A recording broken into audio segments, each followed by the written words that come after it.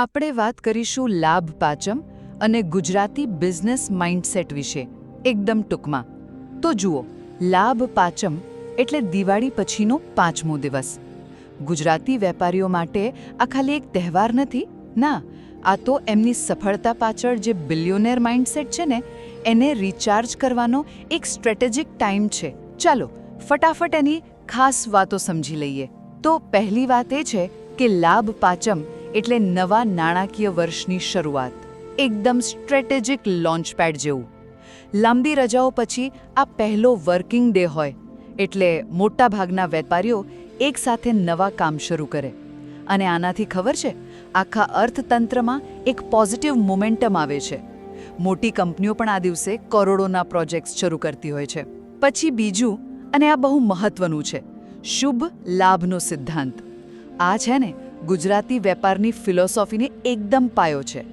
અહીં શુભ એટલે કે સારી નીતિ, સારા કામ એ હંમેશા લાભ એટલે કે પ્રોફિટ કરતાં પહેલાં આવે.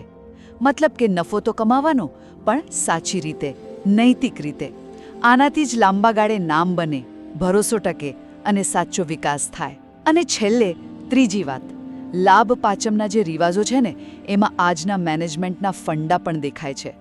જેમ કે ચોપડા પૂજન કરવું એ સમજો ને વાર્ષિક ફાઇનાન્શિયલ ડિસિપ્લિન જેવું છે.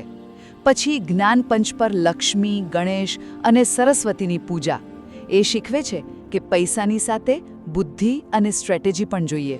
અને હા, સમજી વિચારીને રિસ્ક લેવું અને દાન કરવું એ પણ આ માઇન્ડસેટનો જ એક ભાગ છે, જેનાથી સમાજમાં વિશ્વાસ વધે. તો ટૂંકમાં આખી વાત એમ છે કે લાભ પાચમ એ ગુજરાતી વેપારીઓ માટે નીતિ, સ્ટ્રેટેજી, શિસ્ત અને સમાજ સાથે મળીને લાંબી ટકાઉ સફળતા મેળવવાના માઇન્ડસેટને દર વર્ષે તાજો કરવાનો મોકો છે.